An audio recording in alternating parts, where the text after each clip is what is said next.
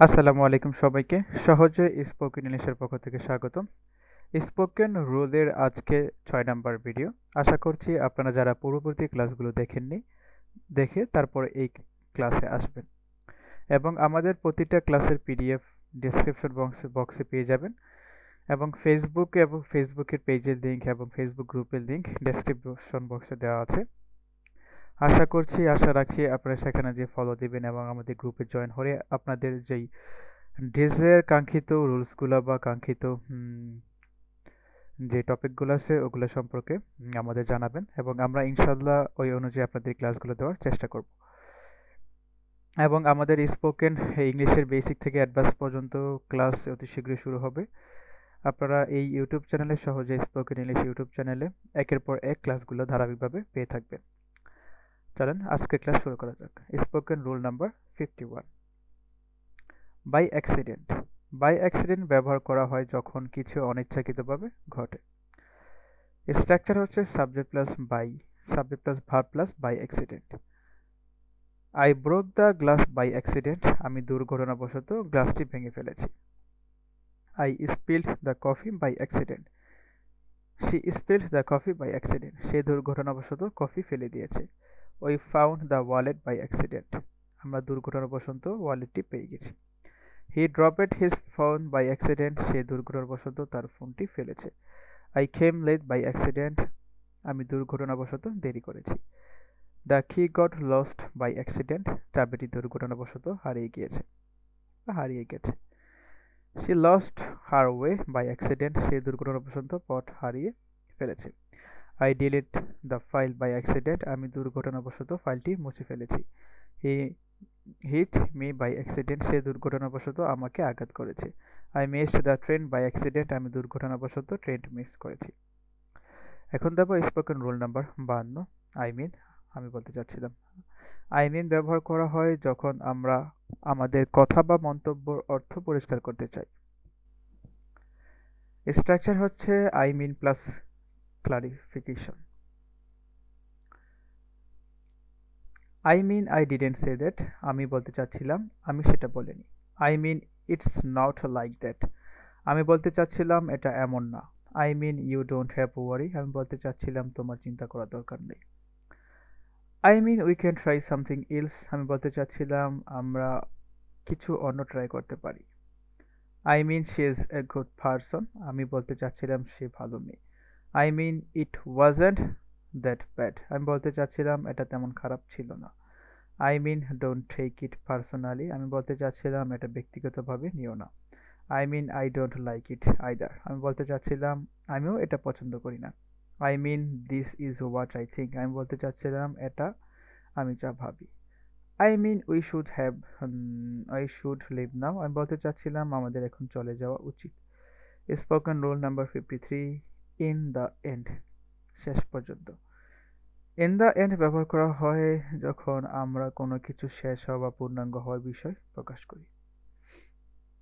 Structure in the end plus subject plus verb. Example, in the end we decided to stay home. শেষ পর্যন্ত আমরা বাড়িতে থাকার সিদ্ধান্ত নিলাম। In the end everything worked out fine. শেষ পর্যন্ত সবকিছু ঠিক হয়ে গেল।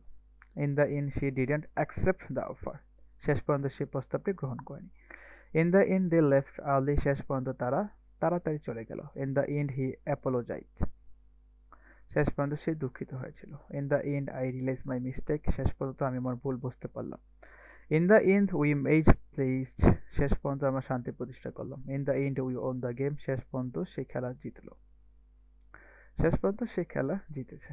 In the end we decided to go for a walk. শেষ পর্যন্ত আমরা হাঁটতে যাওয়ার সিদ্ধান্ত নিলাম। In the and it was all worth it. শেষ পর্যন্ত সব কিছুই মূল্যবান ছিল। এখন আমরা দেবো spoken rule number 54, as soon as অর্থ হচ্ছে যত তাড়াতাড়ি। অ্যাজ সুন অ্যাজ ব্যবহার করা হয় কোনো কাজ যত দ্রুত সম্ভব করতে বলতে। As soon as plus subject plus verb. As soon as I finish I will call you. যত তাড়াতাড়ি আমি শেষ করি আমি তোমাকে ফোন করব। As soon as you arrive let me know. যত তাড়াতাড়ি তুমি পৌঁছাবে আমাকে জানাও। As soon as they come we can start. যত তাড়াতাড়ি তারা আসবে আমরা শুরু করতে পারবো। As soon as the meeting is over we will leave. যত তাড়াতাড়ি মিটিং শেষ হবে আমরা চলে যাব। As soon as it stop raining we can go out. যত তাড়াতাড়ি বৃষ্টি থামবে আমরা বাইরে যেতে পারবো। As soon as he finishes his work, he will join us. যত তাড়াতাড়ি সে তার কাজ শেষ করবে, সে আমাদের সাথে যোগ দিবে। As soon as she finishes her homework, she can play. যত তাড়াতাড়ি সে তার হোমওয়ার্ক শেষ করবে, সে খেলতে পারবে। As soon as they arrive, we will have lunch. যত তাড়াতাড়ি তারা আসবে, আমরা লাঞ্চ করব। As soon as I get the news, I will inform you. যত তাড়াতাড়ি আমি খবর পাবো, আমি তোমাকে জানাবো। As soon as the doctor arrives, we will begin the treatment. যত তাড়াতাড়ি ডাক্তার আসবেন, আমরা চিকিৎসা শুরু করব। এখন আমরা দেবো spoken rule number 55, no matter, কোনো ব্যাপার না। নো ম্যাটার ব্যবহার করা হয় যখন কিছু না হওয়া বা কিছু পরিবর্তন না হওয়ার বিষয় প্রকাশ করতে। Structure no matter plus noun অথবা verb. Example, no matter what happens I will be there. কিছুই হোক, যাই কিছুই হোক না কেন, আমি সেখানে থাকবো। No matter how hard it is I will try. যত কঠিন হোক, আমি চেষ্টা করব। No matter where you go I will find you. তুমি কোথাও যেও না কেন, আমি তোমাকে খুঁজে পাবো। No matter who says it I don't believe it. যেই যাই বলে আমি বিশ্বাস করি না।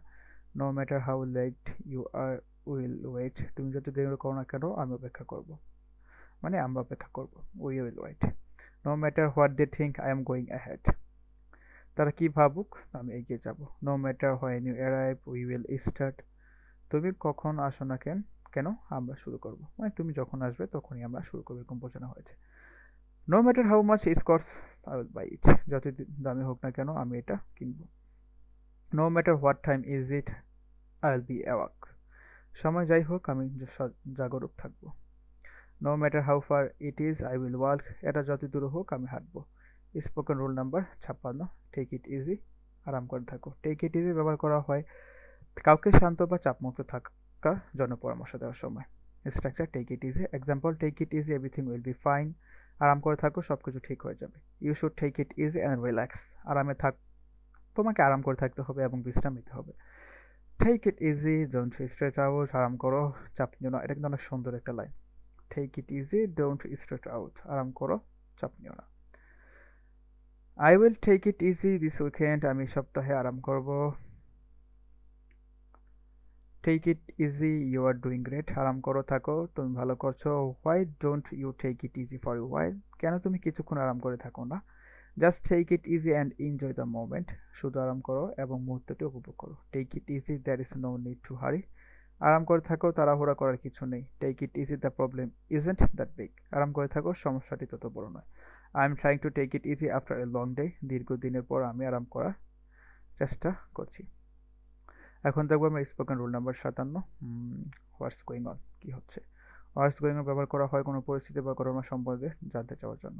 Structure what's going on. Example, what's going on their, এখানে কি হচ্ছে। What's going on with him, তার সাথে কি হচ্ছে। What's going on at the party, পার্টিতে কি হচ্ছে। What's going on in your life, তোমার জীবনে কি হচ্ছে। What's going on the office today, আজ অফিসে কি হচ্ছে। What's going on with the project, প্রকল্পের সাথে কি হচ্ছে। What's going on the news, সংবাদে কি হচ্ছে। What's going on with your health, তোমার স্বাস্থ্য নিয়ে কি হচ্ছে। What's going on in the world today, আজ পৃথিবীতে কি হচ্ছে। What's going on with the weather, আবহাওয়ার সাথে কি হচ্ছে। এখন আমরা দেখার চেষ্টা করবো স্পোকেন রুল নাম্বার 58, সোফার। এতটুকুই। সোফার ব্যবহার করা হয় কোনো কাজ বা ঘটনা সম্পর্কে বর্তমান সময় পর্যন্ত যে তথ্য পাওয়া গেছে তা প্রকাশ করতে। So far plus subject plus verb. Example, so far I have finished my homework. এতটুকুই, আমি আমার হোমওয়ার্ক শেষ করেছি। সোফার এভরিথিং ইজ গোয়িং ওয়েল, এতটুকুই সবকিছু ভালোভাবে চলছে। সোফার we haven't received any news, এতটুকুই আমরা কোনো খবর পাইনি। সোফার নো ওয়ান হ্যাজ কল্ড, এতটুকুই কেউ ফোন করেনি। So far the weather has been great, এতটুকুই আবহাওয়া খুবই ভালো ছিল। So far I haven't seen her, এতটুকুই আমি তাকে দেখিনি। So far there have been no complaints, এতটুকুই কোনো অভিযোগ ছিল না। So far the meeting is going according to plan, এতটুকুই মিটিং পরিকল্পনা অনুযায়ী চলছে। So far I have not made any mistakes, এতটুকুই আমি কোনো ভুল করিনি। So far we have raised a good amount of money, এতটুকুই আমরা ভালো পরিমাণ টাকা তুলেছি। Spoken rule number 59, what do you mean, তোমার কি বোঝানোর উদ্দেশ্য। হোয়াট ডু ইউ মিন ব্যবহার করা হয় যখন আমরা অন্য কারোর সাথে কথা বোঝানোর জন্য বা স্পষ্ট করার জন্য প্রশ্ন করি। Structure, what do you mean? What do you mean by that? তুমি সেটাতে কি বোঝাতে চাচ্ছ? What do you mean I should leave? তুমি কি বোঝাতে চাচ্ছ আমি তোমাকে ছেড়ে চলে যাই? What do you mean by soon? শীঘ্রই বলতে তোমার কি অর্থ? What do you mean by that statement? ওই বিবৃতি দ্বারা তুমি কি বোঝাতে চাচ্ছ? What do you mean when you say that? তুমি সেটা বললে কি বোঝাতে চাচ্ছ? What do you mean by I don't care? আমি চিন্তা করি না বলতে তুমি কি বোঝাতে চাচ্ছ? What do you mean by urgent? জরুরি বলতে কি বোঝাতে চাচ্ছ তুমি? এরকম কিছু একটা বোঝানো হয়। What do you mean by calling me late? আমাকে দেরি বলে কি বলতে বোঝাতে চাচ্ছ? What do you mean he didn't help? তুমি কি বোঝাতে চাচ্ছ সে সাহায্য করেনি? What do you mean when you say it impossible? তুমি বলে এটা অসম্ভব, তখন কি বোঝাতে চাচ্ছ? এখন আমরা দেবো spoken rule number 60, on the other hand. অন্যদিকে অন দ্য আদার হ্যান্ড ব্যবহার করা হয় যখন আমরা দুটি বিপরীত ধারণা বা পরিস্থিতি তুলনা করি। Structure, on the other hand subject plus verb. Example, I love T but on the other hand I also like coffee. আমি চা পছন্দ করি, তবে অন্যদিকে আমি কফিও পছন্দ করি। The job is difficult but on the other hand it pays well. কাজটা কঠিন, তবে অন্যদিকে এটা ভালো বেতন দেয়। I feel tired but on the other hand I want to finish the task. আমি ক্লান্ত অনুভব করছি, তবে অন্যদিকে আমি কাজটি শেষ করতে চাই। He is strict but on the other hand he is very fair. সে কঠোর, তবে অন্যদিকে সে খুবই ন্যায়পরায়ণ। I am busy today but on the other hand I will available tomorrow. আমি আজ ব্যস্ত, তবে অন্যদিকে কাল ফ্রি থাকবো। The weather is hot but on the other hand it's sunny. আবহাওয়া গরম, তবে অন্যদিকে সূর্য উজ্জ্বল। The car is expensive but on the other hand it's very reliable. গাড়িটি ব্যয়বহুল, তবে অন্যদিকে খুবই নির্ভরযোগ্য। I don't like movie but on the other hand the actors were great. আমি সিনেমাটি পছন্দ করি না, তবে অন্যদিকে অভিনেতারা ভালো ছিল। She is shy but on the other hand she is very kind. সে লাজুক, তবে অন্যদিকে খুবই সদয়। The task is hard but on the other hand it's very rewarding. কাজটা কঠিন, তবে অন্যদিকে খুবই ফলপ্রসূ। এর মাধ্যমে আমাদের আজকে স্পোকেন রুলের 7টা রুল শেষ হয়েছে, এবং এগুলোর পিডিএফ আমাদের ডিসক্রিপশন বক্সে পেয়ে যাবেন। আশা করছি আমাদের চ্যানেলটি সাবস্ক্রাইব করে পাশে থাকবেন আরও রুলস পাওয়ার জন্য। ইনশাল্লাহ আমরা 200 থেকে 250টা রুলস এরকম করে দেওয়ার চেষ্টা করব। আর সবসময় মনে রাখবেন, অধ্যবসায় ও ধৈর্যই সাফল্যের চাবিকাঠি। অধ্যবসায় ও ধৈর্য হলো সমস্ত কিছু এবং সাফল্যের চাবিকাঠি। আমাদের তাই সবচেয়ে বেশি অধ্যবসায় প্র্যাকটিস করতে হবে এবং ধৈর্য ধারণ করে কাজ করতে হবে। আশা করছি আজকের ক্লাসটি আপনার ভালো লাগবে, এবং আশা রাখছি আপনারা আমাদের সাথে থাকবেন। ধন্যবাদ। আসসালামু আলাইকুম।